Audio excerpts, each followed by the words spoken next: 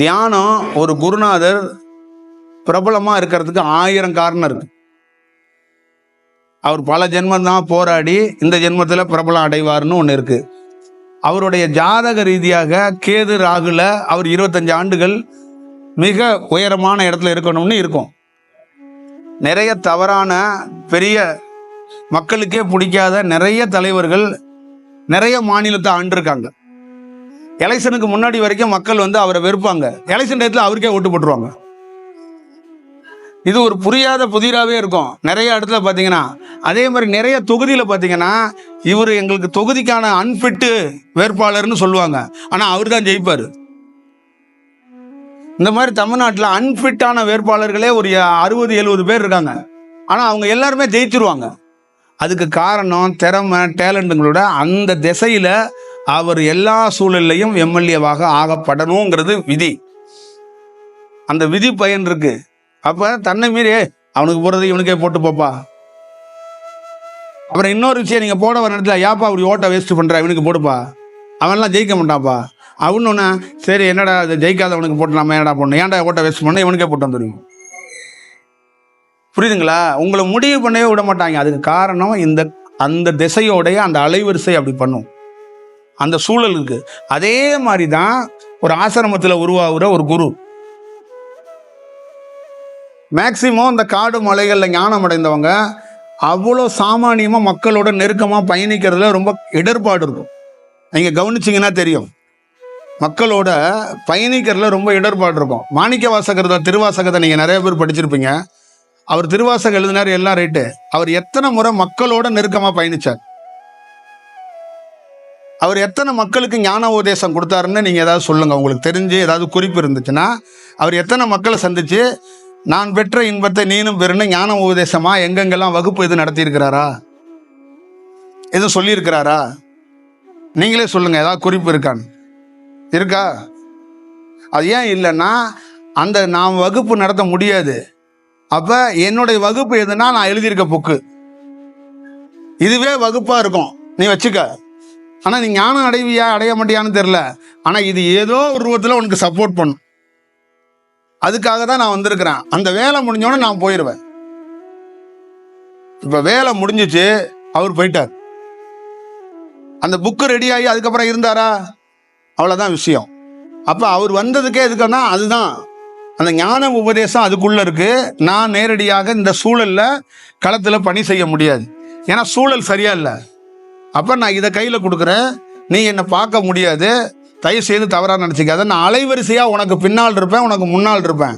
நேரடியாக உனக்கு நான் காட்சி கொடுக்க முடியாது, வகுப்பாக உன்னோடு கலந்துரையாடல் பண்ண முடியாது. அப்போ என்னுடைய செயல் உன் கையில் இருக்கும், நீ அதை பத்திரமா பிடிச்சி வச்சுக்கப்பா அப்படிங்கிறதான் செயல். அதே சூழல் சரியாக இருக்கும்போது அந்த புத்தகத்தை என்ன பண்ணுவார் இந்த காலகட்டத்தில்? அதே மாணிக்க வாசகர் யாராட்டெலாம் திருவாசகம் கையில் வச்சிருக்கீங்களோ கொடுங்க. ஏன் அப்படின்னா, கொடுத்துருங்கப்பா, நானே வகுப்பு எடுக்கிறேன், இன்னமும் உனக்கு அது தேவைப்படாது, நான் வர்றேன் இந்த காலகட்டத்தில். இப்போ இந்த காலகட்டத்துக்கு மேலே சிவனே ஒரு வேலை செய்கிற காலம் இந்த காலம். அப்போ இந்த காலத்தில் என்ன ஆகும்னா, திருவாசகத்தை வைத்துக்கிட்டு நீ உட்காந்துருக்காத, அந்த புத்தகத்தை என் புத்தகத்தை என்கிட்டயே கொடுத்துரு, உனக்கு என்ன டவுட் இருக்குன்னு நானே நேரடியாக பதில் சொல்கிறேன். நீங்கள் உண்மையிலேயே எந்த சிவன் கோயிலையாவது எங்கேயாவது குகையில் போய் உட்காந்து உட்காந்து தியானத்தில் பல நாள் கேள்வி பதில் வைங்க, சங்கல்பமாக வைங்க, அதுக்கு அவரே பதில் சொல்கிறாரா இல்லையான்னு மட்டும் பாருங்கள். திருவாசகத்தை புத்தகத்தை கொடுத்துருங்க, நானே பதில் சொல்கிறேங்கிறேங்க, இது சாத்தியமா அப்படின்னு நீங்கள் எங்கேயாவது உங்களுக்கு பிடிச்ச இடத்துல உட்காந்து நீங்கள் தியானத்திலேயே பாருங்கள், அதுக்கு என்ன பதில் மட்டும் வருதுங்கிறத நீங்களே தெரிஞ்சுக்குவீங்க. அப்போ அந்த சூழல் அந்த மாதிரி ஒரு சூழல் வந்திருக்கு. அப்போ ஒவ்வொரு ஆசிரமத்துக்குள்ளேயும் அந்த தியானம், நல்ல தியானம் கிடைக்கிது, நமக்கு நல்லா இருக்கு அப்படிங்கிறத மட்டும் அந்த தியானத்தை உயர்ந்த தியானமாக எடுத்துகிட்டு போக முடியாது. அந்த காலத்துக்கு சரியாக இருக்கான்னு பார்க்கணும். அந்த காலத்துக்குரிய தியானம் அது அப்படிங்கிறது தான். இந்த காலத்தில் இந்த தியானத்தை பயன்படுத்தலாமா அப்படிங்கிறது எப்பயுமே வேணும். அப்போ என்ன சொல்லுவாங்க, நிறைய இறை அவதாரம் எடுத்த எல்லா இறை அவதாரத்தில் உருவங்களும் நானே அவதரித்து வரும்போது கூட மக்கள் என்னை பயன்படுத்திக்காமல் ஏமாந்து போயிட்டாங்க. அப்புறம் நான் போனதுக்கப்புறம் கொய்ய முயன்னு சொல்லிக்கிட்டு என்னை கும்பிட்டுக்கிட்டு அலையிறாங்க. அவங்களுடைய விழிப்பு இல்லாமல் போயிடுறாங்க. இப்போ நம்ம என்ன சொல்கிறோன்னா, நீ தனியாக சுதந்திர பறவையாக இரு, ஆய்வு பண்ணு, தியானத்தை ஆய்வு பண்ணு, எல்லா தியானத்தையும் ஆய்வு பண்ணு, எல்லா குருமாரையும் ஆய்வு பண்ணு, தெளிந்த நீரோடையா முதல்ல நீ மாறு. நீ முதல்ல தியானம் பண்ணுறதுக்கு முன்னாடி நீ முதல்ல கிளாரிட்டியாக மாறு. இது இந்த காலத்தில் எனக்கு யாரை நம்புறதுனே தெரியல, எனக்கு ஒரு நல்ல வழியை நல்ல சந்தர்ப்பத்தை உருவாக்கி கொடுன்னு பிரபஞ்சத்திட்ட சரணாகதி அடைந்து நீ முதல்ல ஒரு கிளாரிட்டி ஆயிக்க. அதுக்கப்புறம் உனக்கு அந்த பிரபஞ்சம் வழிகாட்டும், உன்னுடைய உண்மைத்தன்மையை வச்சு அது வழிகாட்டும். அப்போ நீ போனன்னா நீ விரயமாகாமல் தப்பிக்கிறதுக்கு வாய்ப்பு இருக்கு. இல்லைன்னா நீ உன்னை காலத்துக்குள்ள விரயமாக்கிடுவ. நீ நல்லா ஞாபகம் வச்சுக்க, பெருமாளை கையில் வச்சுருந்தாலும் சிவனை கையில் வச்சுருந்தாலும் அந்த காலத்துக்கு எதை கையில் வச்சுருக்கணுமோ அதை வைக்கலைன்னா நீ வீழ்ந்து போயிடுவ. அவ்வளோதான் இதோட உண்மையான ரகசியம். இதுதான் கையில் ஒரு இறைவனுடைய போட்டோ வச்சுருக்கேங்கிறதுக்காக பாதுகாக்க முடியாது. அந்த போட்டோ இந்த காலத்துக்குரிய போட்டோவை வச்சுருக்கியா, அதுதான் ரொம்ப முக்கியம். இப்போ நீ கீதையை கையில் வச்சுருக்கிறது, கீதைக்கான காலம் இந்த காலம் கிடையாது. கீதைக்குன்னு ஒரு காலம் இருக்குது, அந்த காலம் முடிஞ்சிருச்சு. இந்த காலத்தில் என்ன வைக்கணுமோ அதுதான் கையில் வச்சுருக்கணும். எல்லா காலகட்டத்திலையும் எல்லா பொருளையுமே கையில் வச்சுக்கிட்டு நிற்க முடியாது. அதை உணர்றதுக்கு வாய்ப்புகளை உருவாக்கணும். அப்போ தியானத்தை எல்லாம் ரொம்ப ஆய்வு பண்ணணும். நீங்கள் ஆய்வு பண்ணிக்கங்க, உங்களுக்கு நீங்களே தேடுங்க, நீங்களே ஆய்வு பண்ணுங்க. உடனே சடனாக போய் தீட்சை வாங்குறதோ, ஒரு குருவோட போய் நிற்கிறதோ, ஒரு குருவை சந்திங்க, உரையாடல் நடத்துங்க, பேசுங்க, அவரோட கலந்துரையாடல் பண்ணுங்க. ஆனால் நீங்கள் அதுக்கப்புறம் போய் வீட்டில் போய் ஆய்வு பண்ணுங்க. ஆனால் தீட்சை இந்த மாதிரி விஷயங்கள்லாம் அவசரப்பட்டு யார் வந்தாலும் வாங்காதீங்க. ஏன்னு கேட்டிங்கன்னா அது அலைவரிசை. தீட்சைங்கிறது ஒரு அலைவரிசை. அந்த அலைவரிசை உங்களுக்குள்ளே செலுத்திடுச்சுன்னா அந்த அலைவரிசையை எடுக்கிறதுக்கு 6 மாதம் ஆகலாம், 1 வருஷம் ஆகலாம், 3 வருஷம் கூட ஆகலாம். அப்புறம் என்ன பண்ணுவீங்க நீங்கள்? இது போராட்டமாக ஆயிரும். இப்போ ஒரு நல்ல குரு பார்ப்பாரு, இந்த மாதிரி அலைவரிசையில் தவறாக இருப்பாங்க, அவர் ஆசீர்வாதம் பண்ணுவார். அவர் என்ன பண்ணுவார்னா, உன்னை தியானத்தில் உயர்ந்த இடத்துக்கு கூட்டிகிட்டு வர முடியாது, உன்னுக்கிட்ட இருக்கிற அலைவரிசையை எடுக்கிறதுக்கே பல ஆண்டுகள் ஆகும். அதை நீ எடுத்து முடியும், நான் வரேன், இன்னொரு ரவுண்டு அடிச்சுட்டு வரேன்ட்டு போயிடுவார்.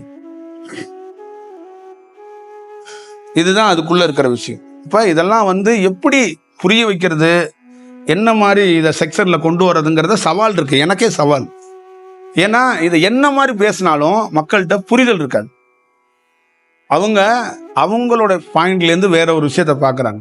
ஆனால் ஞானங்கிறது அப்படி பார்க்க முடியாது. ஒரு தீர்க்க தரிசிங்கிறது என்னன்னா, இன்னும் 25 ஆண்டுகளுக்கு 50 ஆண்டுகளுக்கு முன்னாடி நடக்க போகிறத தெரிஞ்சவன் அவன் வெளிப்படுத்துவான். அதுதான் செயல். அவன் அந்த மாதிரி வெளிப்படுத்துகிற செயல் தான் நான் சொல்கிறேன். இந்த காலம் இந்த மாதிரி இருக்குது, இந்த சூழல் இருக்குது. அப்போ உங்களால் இன்னும் 20 ஆண்டுகள் கழிச்சு என்ன நடக்குன்னு பார்க்க முடியாது. அப்போ எதை பிடிக்கணும், எதை பார்த்துக்கணுங்கிறது ரொம்ப முக்கியம். இது அவசியம்.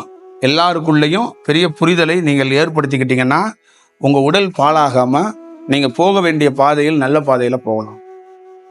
இல்லைன்னா நீங்கள் கொஞ்சம் சிரமப்பட்டு போகணும். அது இடையூறு வந்துடும், அதை பார்த்துக்கணும். வாழ்க்கை பிரகாசம், வாழ்க்கை நல்லா இருக்கு, பணங்காசு இருக்கு, குடும்பத்தோட வாழ்றேங்கிறது வேற, தியானங்கிறது வேற. ரெண்டையும் ஒன்றா ஒப்பிட்டுறாதீங்க. புரியுதுங்களா? ஒரு குரு என்னோட வாழ்க்கையே மாற்றிருக்கிறார், வாழ்க்கை நல்லா இருக்குங்கிறது வேற, தியானங்கிறது வேற. அவர் எல்லா சூழல்லையும் உங்களை என்ன பண்ணுவார்னா ஒரு ஆய்வு பண்ண வைப்பார். ஒன்றுலேருந்து நீ விடுபட்டு வரணும். தியானம், நல்ல தியானம் என்ன தெரியுங்களா? 20 பொருள் உடல்ல இருக்குன்னா ஒரு பொருளாக தானாக கீழே விழுவும். இதுதான் தியானம். அங்கே விழுகலைன்னா அது பேர் தியானம் கிடையாது. நீங்கள் ஒரு ஆசிரமத்தில் போய் தஞ்சை அடைஞ்சிருக்கீங்கல்ல, அதுவும் ஒரு பொருள் தான். அது இருக்கிறதுலே பெரிய பொருள். அது நல்லா ஞாபகம் வச்சுக்கோங்க. இந்த உலகத்திலே பெரிய ஞானி என்னுடைய இருப்பிடம் ஒரு மரத்தடின்ட்டான். நான் சொல்லலை, இந்த உலகத்திலே பெரிய ஞானி என்னுடைய இருப்பிடம் எங்கன்னா மரத்தடி, குளத்தங்கரை, வெட்டவெளி, ஓப்பன் பேஸில் தான் எங்கேயாவது இருப்பேன். நானே என்னை சந்திக்கணும்னா நீ அங்கே தான் சந்திக்கலாம். பெரிய மாளிகையில் நான் இருக்க மாட்டேன். நீ தவறாக என்னை கால்குலேஷன் போட்டுறாத, அதே மாதிரி என்ன ஒரு இடத்துக்குள்ள உள்ளே வச்சு அடைக்கணும்னு நினச்சிடாதன்ட்டான். அப்போ நீங்கள் எந்த சூழல்லையும் எல்லா இடத்துக்குள்ள இருந்தும் விடுபட கற்றுக்கணும், விடுபடணும். இப்போ நீ என்கிட்ட இருக்கிறீங்கன்னா எந்த சூழல்ல வேணாலும் நீங்கள் விடுபட்டுறலாம் அப்படிங்கிற மாதிரி இருக்கணும். அடிக்ட் ஆகக்கூடாது. இந்த குரு இருக்கிறாரா, நாளைக்கு சமாதிக்கு போயிட்டாரா, பரவாயில்ல, வணங்கிட்டு அவர் நம்மளை வந்து வழி நடத்துவார், சூட்சமத்தில் வருவார் அப்படின்னு சொல்லிட்டு விடுபட்டு என்ன பண்ணுவோன்னா, அவர் ஊருக்கு தான் அவர் சமாதிக்கு போயிட்டார், எனக்கு கூட இருக்கிறாருங்க அப்படின்னு விடுபட்டு நீ போய் உன் வேலையை பார்த்துக்கிட்டே இருக்கணும். இவர் போயிட்டாரு, அடுத்து என்ன பண்ணுறதுனே தெரியல, வேற ஒருத்தரை பார்க்கறதா இல்லை ஏன் போனார் அப்படின்லாம் பண்ணிகிட்டு இருக்கக்கூடாது. அதே மாதிரி கணவன், குழந்தை, வீடு, தொழில், பணம், உடை, உணவு எல்லாத்துலேயும் விடுபட கற்றுக்கணும். அதெல்லாம் கற்றுக்கிட்டாதான் தியானம். அப்போ அங்கே என்ன ஆகும், உன்னை எப்படி உருவாக்குவாங்கன்னா, நீ ஒரு வீட்டுக்குள்ளே இருப்ப, ஆனால் எந்த பற்றுக்குள்ளேயும் இருக்க மாட்டோம். அங்கே எல்லாரும் ஒரு வேற ரியாக்ஷனில் சுற்றி வருவாங்க ஒன்று, ஆனால் நீ என்ன பண்ணுவன்னா பற்றட்டு நிற்ப. நீ அந்த வீட்டுக்குள்ள தலைவனாக தான் இருப்ப, ஆனால் பொறுப்பு இல்லாமல் இருப்ப. உனக்கும் பிரபஞ்சத்துக்கு மட்டும்தான் தெரியும் நீ தலைவன் இல்லை, ஒரு சிவனடியாராக உள்ளே இருக்கிறன்னு. வெளியிலேருந்து பார்க்குறவன் என்ன சொல்லுவான், 2 குழந்தைக்கு தகப்பேன், ஒரு மனைவி, இவங்களை எல்லாத்தையும் வழி நடத்திக்கிட்டு இருக்காருவான். அதெல்லாம் கிடையாது. அவனுக்கு செப்பரேட்டாக இருப்பான். இதுதான் உண்மையான தியானம். புரியுதுங்களா? அப்போ குருந்த மரத்து அடியிலே மாணிக்க வாசகனுக்கு என்ன உபதேசம் பண்ணாரு, சிவன் என்ன உபதேசம் கொடுத்தாரு, என்ன ஆசீர்வாதம் பண்ணாரு, கோயில் கட்டு அப்படின்னு சொன்னாருன்னா அதோட பொருள் என்ன, எல்லாத்துலேயும் விடுபடு. நீ குதிரை வாங்குற ஆள் கிடையாது, முதல்ல புரிஞ்சுக்க. குதிரை வாங்குறதுக்கு 1500 பேர் இருக்கான், நீ குதிரை வாங்க வந்தவன் கிடையாது. தெளிவா தெரிஞ்சுக்க, நீ குதிரை வாங்க வந்தவன் கிடையாது. அடுத்தது நீ மந்திரி கிடையாது, புரியுதா? அடுத்தது நீ ரெகுலர் ஆள் கிடையாது. அடுத்தது நீ நிர்வாகம் பார்க்க வந்த ஆள் கிடையாது. நீ ஞானஸ்தானத்தை உலகம் தெரிஞ்சுக்கிறதுக்கு எழுத வந்த ஒரு ரைட்டர். நீ ஞானஸ்தானத்தையே உண்மையான ஞானத்தை நீ வந்து என்கிட்டேருந்து வாங்கி அதை எழுதி மக்கள்கிட்ட கொடுக்க வந்தாள். அந்த வேலையை தானே நீ பார்க்கணும். அப்போ அந்த வேலையை பார்க்கறதுக்கு நீ வந்து தயாராக உன்னை நான் தயார் பண்ணால் தான் பார்க்க முடியும். அப்போ என்ன பண்ணார், தடுத்து ஆட்கொள்றது அப்படின்னா, ஒன்று அப்படியே விட்டோம்னா நீ மந்திரி ஆயிடுவா, குதிரை வாங்கிட்டு வாழ்ந்துட்டு கடைசி வரைக்கும் என்ன பண்ணுவான்னா கோயிலுக்கு போவ, ராஜ மரியாதையோடு போய் சாமியை கும்பிட்டுட்டு அங்கே இருக்கிற மாலையை வாங்கிட்டு சிவசிவான்ட்டு வந்துடுவார். ஆனால் அப்படி நீ ஆள் கிடையாதுங்கிறதுக்காக அவரே தடுத்து ஆட்கொண்டு நீ யாருன்னு தெரிஞ்சுக்கன்னு தன்னுடைய சுயத்தை காட்டி கொடுக்குறார். நீ ஏன் ஒரு தாய் தகப்பன் வயிற்றுல பிறக்கணும், ஏன் நீ வாழணும், நீ ஏன் இங்கே வரணும், நீ ஏன் இந்த மண்ணில் மதுரை மண்ணில் இருக்கணும், ஏன் இவ்வளோ பெரிய செயல் வடிவங்கிறத எல்லாத்தையும் தெளிவுபடுத்தோன்னா அவருக்கு புரிதல் ஏற்பட்டு அப்போ அந்த வடிவத்தில் பணியை செய்கிறார்.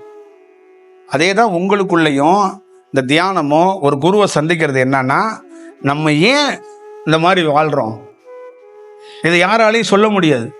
இந்த போய் கேள்வியை போய் யார்கிட்ட நம்ம கேட்க முடியும். அப்போ கொஞ்சம் கொஞ்சமாக அதுக்கான வாய்ப்புகள் உருவாக்கப்படும். அப்போ அங்கே என்ன, வீட்டுக்குள்ளே இருந்துக்கிட்டே எல்லா கடமையும் நடக்கும், எல்லா செயலும் நடக்கும், ஆனால் விடுபட்டு இருக்கும். இப்போ ஒருத்தர் ரொம்ப முடியாமல் இருக்கிறாரு, அவர் விடுபட்டு போகணும். உறவினர்கள் அத்தனை பேரும் அவரை விடுபட்டு போக விடாமல் தடுத்துருவாங்க. இறைவா, குருநாதா, இவர் காப்பாற்றி ஆகணும்னு எல்லாரும் சங்கல்பம் வச்சுட்டா அந்த உயிர் பிரிஞ்சு போகாது. அப்போ அந்த ஆன்மா என்ன பண்ணுன்னா, இறைவா எனக்கு முத்தி குர்றா, அந்த துன்பத்திலேருந்து விடுபடணும் அழுவோம். ஆனால் இவங்க எல்லாம் தடுத்துட்டாங்க. அவர் என்ன சொல்றாருன்னா, நீ ஒருத்தன் கதறடா, உன்னை சுற்றி 20 தடைகளை போட்டு வச்சுருக்காங்கடா. அவன் யாருன்னா உன் உறவுகள். புரியுதுங்களா? இப்போ ஒருத்தன் இப்போ விட்டுட்டா நல்ல பிறப்பை அடுத்தது எடுத்துருவான், உடனே எடுத்துருவான். ஆனால் அதை விடாமல் தடுத்துடுறாங்க. அப்போ அவனுக்கு அந்த முத்தி கிடைக்கிறது தள்ளி போகுது. அதுக்காக தான் பெரியவங்க என்ன சொல்லுவாங்கன்னா, கரெக்டாக ஒருத்தர் பிழைக்கணும், ஒருத்தர் வாழணும்னா சரியான சந்தர்ப்பத்தில் மட்டும்தான் நம்ம போய் இறைவன்கிட்ட கேட்கணும். சும்மா ஒருத்தன் கீழே விழுந்துட்டாவே அவன் கால் சரியாகணும், கை சரியாகணும்லாம் கேட்டுக்கிட்டு இருக்கக்கூடாது. அதுக்கெல்லாம் காரண காரியம் இருக்குது.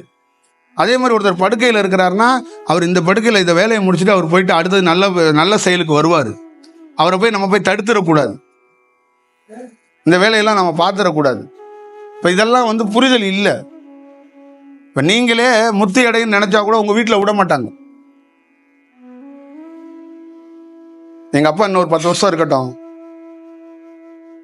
அப்படிம்பாங்க. அவங்க அப்பாவுக்கு சந்தோஷமாக தான் இருக்கும், ஆனால் உள்ளே இருக்கிற உயிர் அதை விரும்பாது.